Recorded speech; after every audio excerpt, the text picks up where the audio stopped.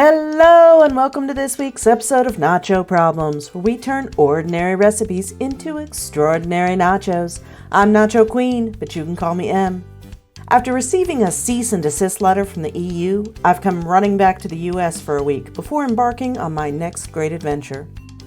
It's back to school season here, so I thought we'd make a school-themed dish for one last hurrah before the kids head back to class. So today we're making peanut butter and jelly nachos.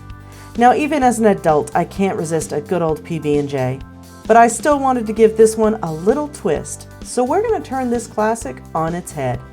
Let's get started. Step 1, the chips. Now, you might be thinking that of course the bread is the only logical thing to use as the chips, but oh no. We're turning the peanut butter into the chips by making crispy peanut butter cookies. For that we need 1 cup butter, softened, 1 cup granulated sugar, 3/4 cup brown sugar, 2 large eggs, 2 teaspoons vanilla, 1 cup peanut butter. We'll be using creamy, but I'm sure crunchy would work if you prefer that. 3 cups all-purpose flour, 1 teaspoon baking soda, 1 teaspoon baking powder, and half a teaspoon salt. We'll start by breaking out our old friend Stevie mix. Add the butter and both sugars to the bowl. Mix for about 2 to 3 minutes. Now crack in your eggs one at a time, mixing well in between. Next we need to add in our vanilla and peanut butter and continue mixing for another few minutes or until fully combined. Then in a separate bowl we're going to add our flour, salt, baking soda, and baking powder and stir them all together. Now just add your flour to the mixing bowl in about 3 batches, mixing well in between.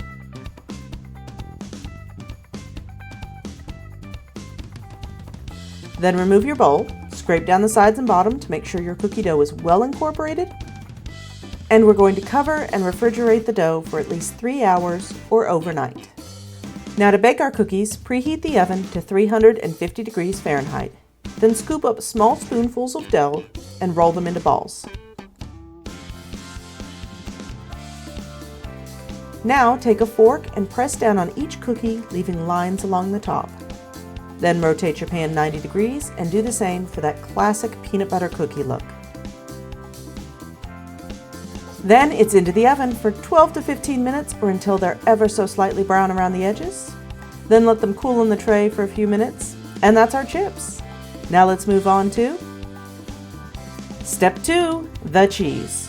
Now if the peanut butter's our chips, then the jelly's gotta be our cheese. So we're gonna try our hand at making it homemade. I decided to try making grape jelly, and for that, or apple, it's much easier to work with the juice rather than the fruit. So we need 4 cups grape juice, 1 box of no sugar needed pectin. This is usually found near the instant pudding and jello in the grocery store, and 3 cups of sugar. First, we're going to place a teaspoon into a cup of ice water. We'll use this later to test our jelly. Next, in a small bowl, we're going to combine half a cup of sugar with the box of pectin and stir to combine. Now add the juice to a large pot. Use a bigger one than I did. Mine was very full. Add in the pectin and sugar mixture and stir. Bring to a boil over medium heat. Once boiling, add in the rest of your sugar and bring it back to a boil. Let it boil for at least a minute. Then take your spoon out of the ice water and use it to scoop up a little of the jelly. Set it aside to cool entirely. You might try hovering your spoon over the ice water to help it cool faster. Once your jelly is completely cool, turn the spoon sideways to see if the jelly is set. That looks good, so now we'll remove it from the heat and allow it to cool. Who knew making jelly was so easy? Next up is Step 3, the toppings. We're going to be making 2 toppings. The first one is a basic crouton because we have to use our bread somewhere. So for that we need some bread. I'm using about 1/3 of this loaf, and about 3 to 4 tablespoons of butter, melted. Our other topping is bacon. Why bacon, you ask?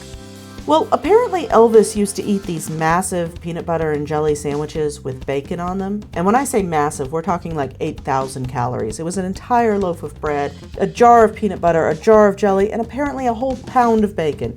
We're not going that crazy, but I had some leftover slices from breakfast, so I figured, why not try it? To make our croutons, we'll start by slicing our bread into 1-inch thick slices. Then cut each slices into cubes. Now take the melted butter and pour it over your cubes and toss well to coat.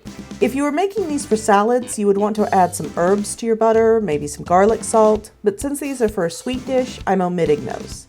I did think about adding a sprinkle of sugar over the top, but I decided between the cookies and the jelly, we had the sweet factor covered. Now we're going to bake them at 375 for about 15 minutes, stirring halfway through until they're golden and crunchy. Well, that's all of our components, so now it's time for Step 4, let's eat! We'll start with our chips. This will be a shared plate of nachos, so I think 3 cookies is okay. We'll top them with some of our jelly, which hasn't fully cooled, so it's still pourable.